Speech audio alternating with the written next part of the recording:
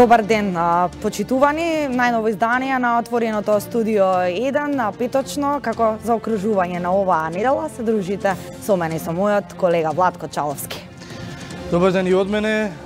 Пред се, Јана, да најавиме што она што ќе го гледаме, нели? Во ова опуштено петочно издание, студио 1 од 14 часот, со трајање до кај 23 часот, за почеток како и стандардна шема ни стана, нели, ќе ги погледнеме, ќе издвоиме барем некои делови од вчерашните гостувања во студио 1, како и во дневникот. Најнапред ќе погледнеме една кратка изјава или краток разговор меѓу Чомовски и дипломатот Ѓорги Филипов, кој што исто така има претензии да стане председател на државата. Ќе погледнеме само дел, нели, целиот разговор секако можете да го погледнете на YouTube каналот на 1TV или пак на сајтот 1tv.mk. И ќе го издвоиме после делот од гостувањето на поранешниот хрватски председател Иво Јосиповиќ кај Чомовски. Чомовски разговараше со Јосиповиќ за некои актуелни прашања, ќе погледнеме и овде еден мал дел, а секако и тоа може да го погледнете на YouTube каналот на 1TV. Некаде во 14:10, 14:15 ќе ги вклучиме колегите Игор Стефановски и Весна Велкова во живо, за да не ги пренесат најновите случувања во собранието, како и во предсудовите, за околу 15:20 часот да се вратиме овде во студиото со Јана и да разговараме со нашата колешка Искра Петческа за вчерашните случувања, односно што е она што се случи во истражниот затвор Шутка со поранешните министри Миле Јанакиевски и Спиро Ристовски. Имавте шанса вчера да погледнете, неколку пати се вклучивме, го следевме овој настан во живо, развојот. Сите знаеме дека Јанакиевски и Ристовски се во притвор како организатори, односно осомничени за организирање на упадот во собранието во Законодавниот дом на 27 април 2017 година. Околу 17 часот, се извинувам, се враќаме во студиото со младиот Константин Битраков, со кој ќе разговараме за корупцијата во македонскиот јавен сектор, а секако во текот на студиото ќе ги погледнете и вестите. Најпрво со колешката Елена Джугуманова, а вечерва и со Александар Петрески.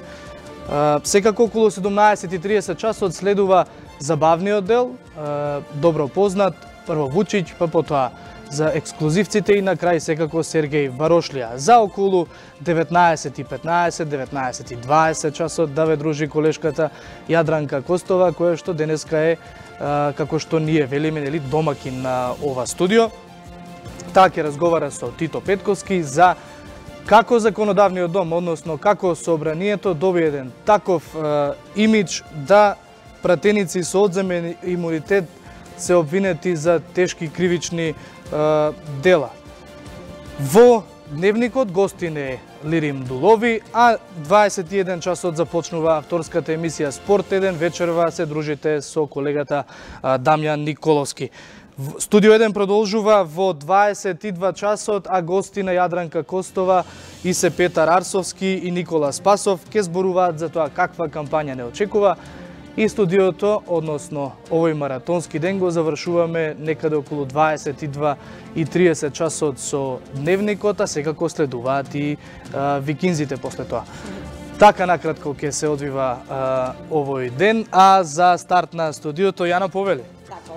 Најави ти Чаловски, одиме во продолжение да погледнеме и слушнеме еден извадок од вчерашното гостување на поранешниот амбасадор Ѓорги Филипов, кој што уредникот Александар Чомовски разговараше околу неговата идеја, каква е всушност ставот за заеднички, односно консензуален кандидат за председател. Имено познато е дека Филипов досега единствениот кој што се пријави на тој оглас од СДСМ за предстојните председателски избори. Секако коментираше и во однос на кои се неговите очекувања за председателската кампања. Да погледнеме во продолжение.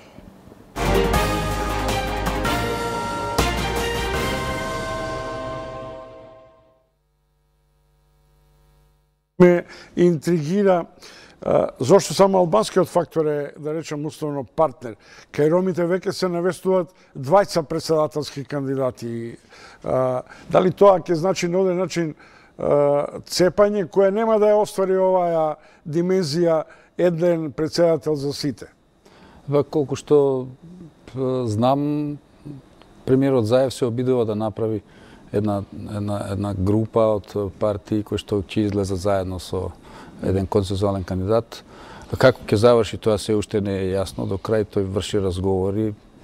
Навистина не сум вклучен, не знам како ќе заврши. Сега вас ве прашувам како важен експерт, со оглед на тоа дека во Македонија се развива веќе дебата, дека има кај одредени корпорации, кај одредени луѓе неизвестност. Ве прашувам, што ќе стане со атрибутот македонски кај производите, кај брендовите? Дали се тие заштитени? На каков начин тој синоним ќе се користи во продукцијата и во постпродукцијата? Во договорот од Преспа точно е кажано што ќе се прави со тие називи на производи кои што во себе содржат придавката македонски или името Македонија, без разлика на која страна од границата се наоѓаат. Значи еднакво ќе се постапува и кон грчките производи и кон северно-македонските сега производи.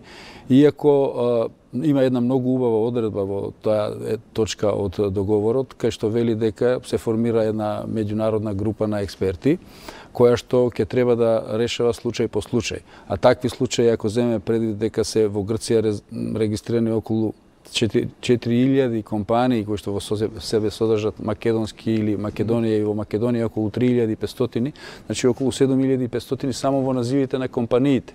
А кај продуктите не е толку страшна, не е толку голема бројката, меѓутоа факт е дека досега во Европска унија ниеден македонски производ не е регистриран кој што во себе содржи име Македонија или придавка македонски. Тоа е досега било од политички причини, бидејќи нашите компании свесни за тоа дека Грција е членка на Европска унија и пред Европскиот завод за интелектуална собственост кој што наоѓа во Аликанте, не би ни било возможно, зашто тоа ќе било придавката одбиена ќе биде веднаш ставена ад акта од политички причини, не од технички. Значи ли тоа дека на македонски вина ќе се стави, да речем, повторно една брана?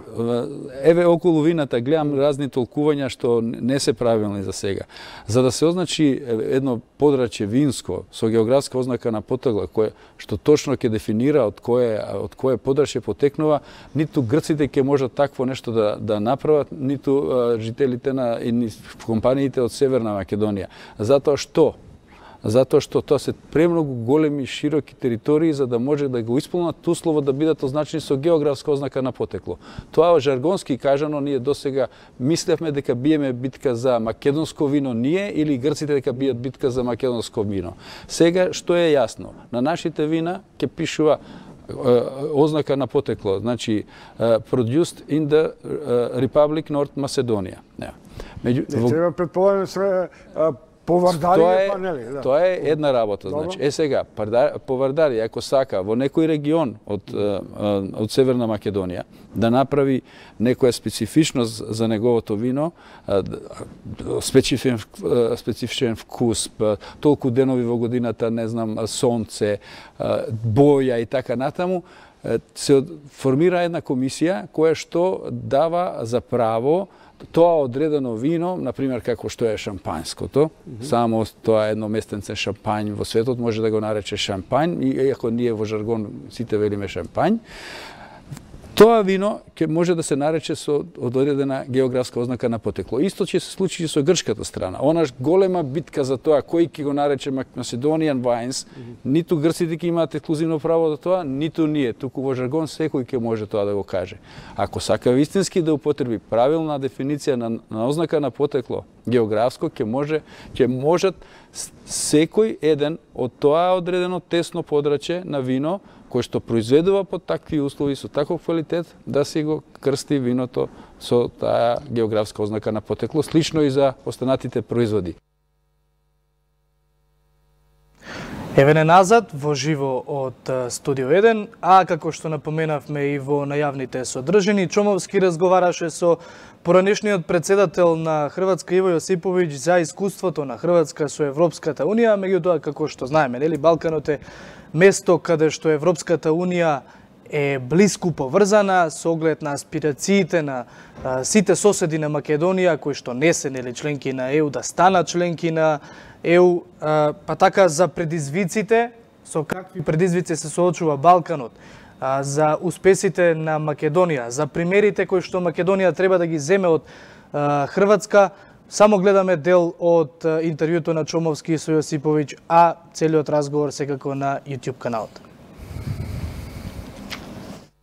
Председател Јосиповиќ, говориме за невралгични точки, иако се латентни. Дали тоа значи дека детекцијата на Јункер, која зборува дека не се интегрирали целиот овој регион во ЕУ и НАТО, може да се врати старата политичко-безбедносна реторика и состојби од раните 90-ти? Pa to je točno. Naime, Evropska unija je prije svega, to često ljudi zaboravljaju, prije svega mirovni projekt i to najuspješniji mirovni projekt nakon Drugog svjetskog rata. On se odvijao naravno primarno putem ekonomije, krenulo je tako ugljen čelik, da bi danas Evropska unija bila jedan sveobuhvatni projekt koji obuhvaća ne samo ekonomiju, nego i kulturu, znanost, obrazovanje, sport.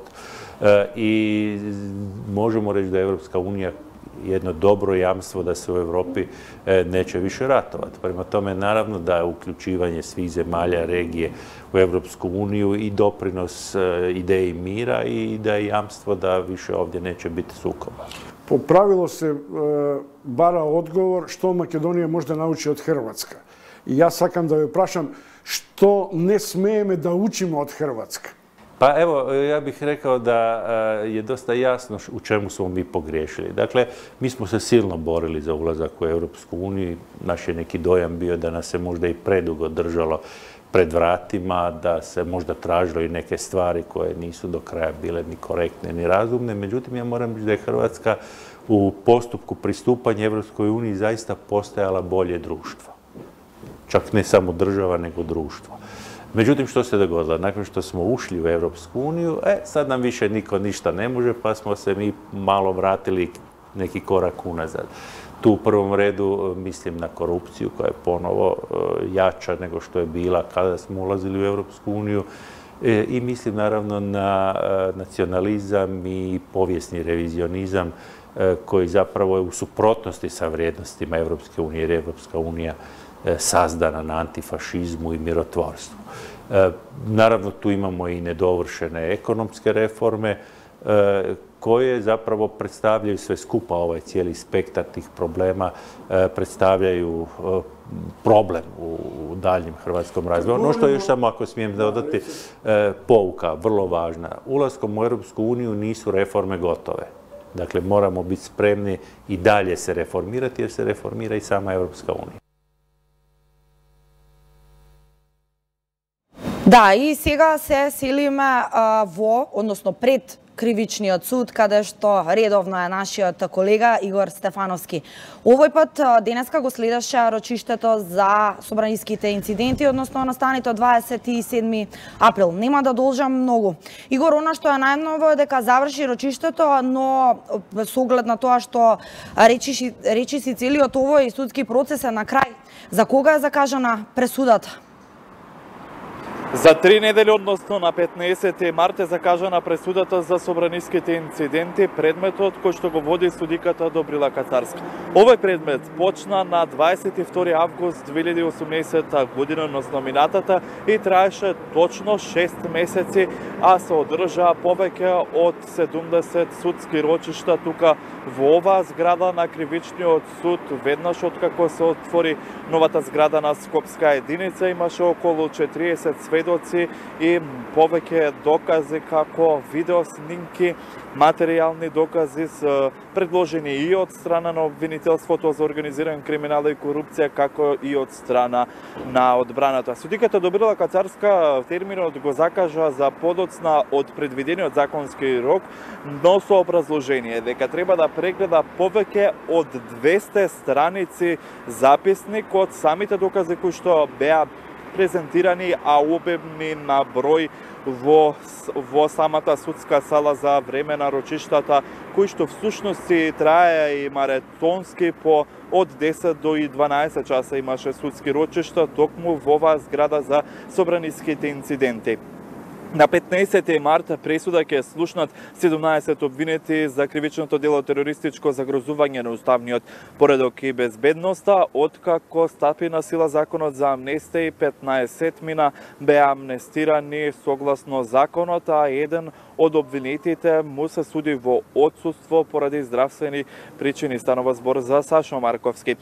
Процесот ќе го следиме и на 15 марта. Денешното рочиште беше закажано за да се издржат, односно да се искажат контрарепликите, откако вчера обвинителката Вилма Русковска даде реплика на завршните зборови на одбраната и на обвинетите. И јас тука би се одјавил да потенцирам дека на 15 март ќе биде објавата на пресудата во 10 часот, а пресудата ќе ја слушнат 17 обвинети за кривичното дело терористичко загрозување на уставниот поредок, обвинети за крвавиот четврток.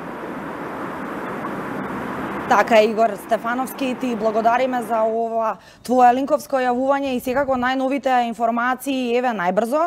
Веднаш после завршувањето на рочиштето можевме да слушнеме за кога е закажана пресудата за настаните 27 април. Чаловски, ние од предкривичниот суд сега одиме во законодавниот дом. Во законодавниот дом, во собранието, таму ја имаме колешката Весна Велкова. Весна, повели кој е најновиот развој во Комисијата за мандатно-имунитетни прашања и нели ситуацијата со пронешниот спикер Трајко Велјановски, односно постапката за одземање на неговиот имунитет. Така е, Чаловски, Јана.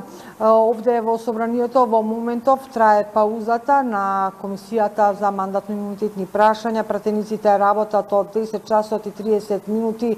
Жестока расправа полна со емоции. Дел од пратениците од владеачката коалиција емотивно говореа, покажаа дури и камен со кој биле гаѓани на 27 април 2017 година, но покажуваа и слики со крвави кошули, велики дека во тој момент можеле да бидат дури и убиени. Од друга страна, пак опозицијата обвинува дека целата постапка за одземање на имунитетот на поранишниот собраниски спикер Трајко Велјановски е без докази,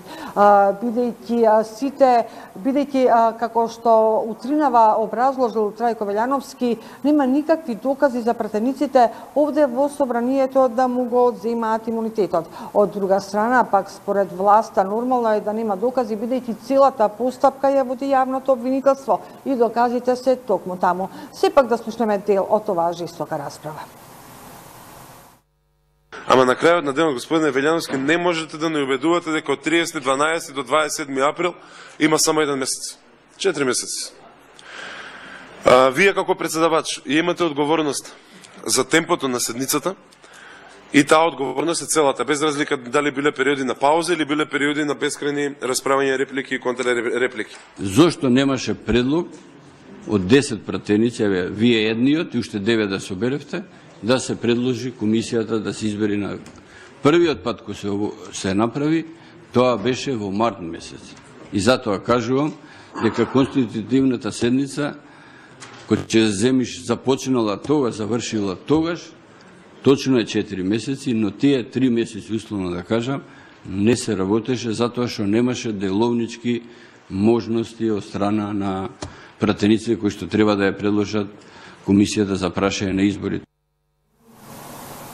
Да ја подсетиме јавноста дека овие немили настани на 27 април се случија токму на денот кога требаше да биде избран собраничкиот, а сега веќе собраничкиот спикер Талат Џафери за нов председател. Инаку тогашната опозиција 4 месеци ја одолговлекуваше ваквата конститутивна седница. Надвор, како што може да се сеќава јавноста, имаше постојани протести со денови. Од друга страна пак, според собраничкиот деловник, ваква конститутивна седница трае, друг пат траела само 3 дена.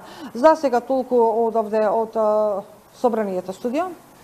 Да, Весна, ти благодариме за твоето вклучување, секогаш со опсежна анализа, секогаш не оставаш со сите информации, па и нема некои прашања дополнителни. Барем за сега, ние ќе продолжиме да го следиме нели ова одблиско внатре од собранието. Јана? Да, Весна ќе се јавува во текот на денот. Не знаеме, познавајќи ги развојот на настаните во собранието, не може да се знае кога и дали ќе има гласање денеска. Дали во студио, дали во дневник, некаде ќе имаме, не? Рокови, така што да, секако ќе бидете со еден ТВ и ќе ги гледате и слушате најновите информации и тука во отвореното студио. Меѓутоа и за кратко во она што следува, тоа се вестите на еден ТВ заедно со колешката Елена Џугуманова. Со мене и со Владко Чаловски се гледате веќе од 15 часот и 20 минути.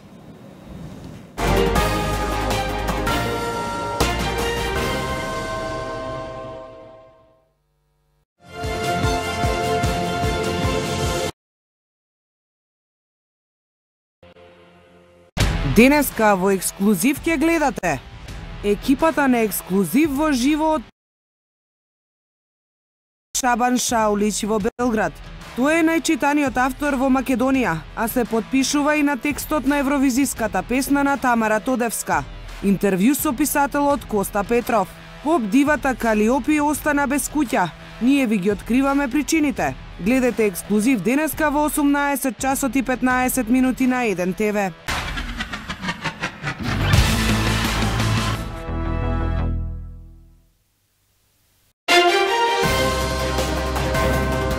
Пратеници со одземен имунитет обвинети за тешки кривични дела, осомничен и поранешен председател на собранието.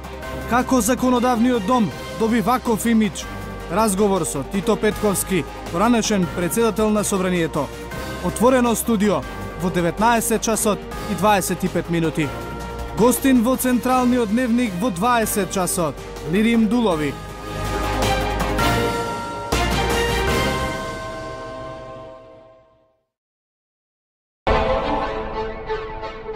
Секој успех заслужува внимание, а секој пораз критика, дебати, анализи, интервјуа, сите најважни спортски случувања како од домашната, така и од меѓународната спортска сцена. Што остави длабок печат, а што допрва не очекува. За најверната публика и недобрите типувачи следуваат награди. Спорт 1, вашиот број 1 спортски информатор само на 1 ТВ. Секој петок 21 часот.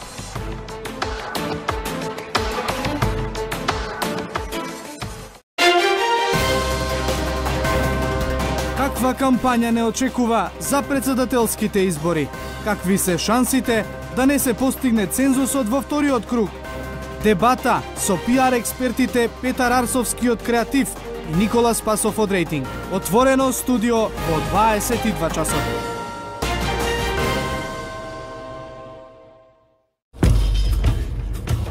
Вечерва. We would sail west to raid and to colonize. That was your dream, Ragnar. Нова епизода. And I have come to share it. Unfortunately, you left my stepson behind. He wanted to stay with his father. Од епската приказна. He's old enough to decide. Is it not enough that I came back? 23 часот. Your father cannot do too much now. Being dead. Викинзи.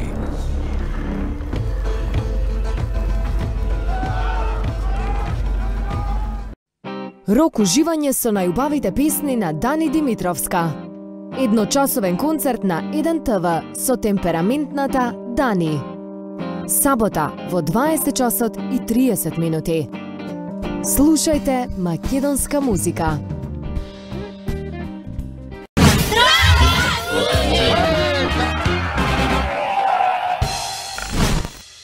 Во денешното шоу ќе гледате. Значи за секој ти не ја дела, не можеш, сите сме различни, сите сме една вселена за себе. Значи луѓето едноставно ти приоѓаат, те доживуваат онаква како што си ти вистинска. Јас сум таков човек, значи во најмали години многу си делевме меѓусебно. Она што го велам дека љубовта се множи со делење, си делевме. А татко ми, кој што ние бевме многу детна фамилија, јас бев најмала и доста помлада од моите браќа и сестри, значи секојаш ми велеше, изеди го дома лепчето, може би тоа што го имаме ние некој да го нема. Значи имаше емпатија меѓу луѓето. Луѓето има сочувство едни кон други.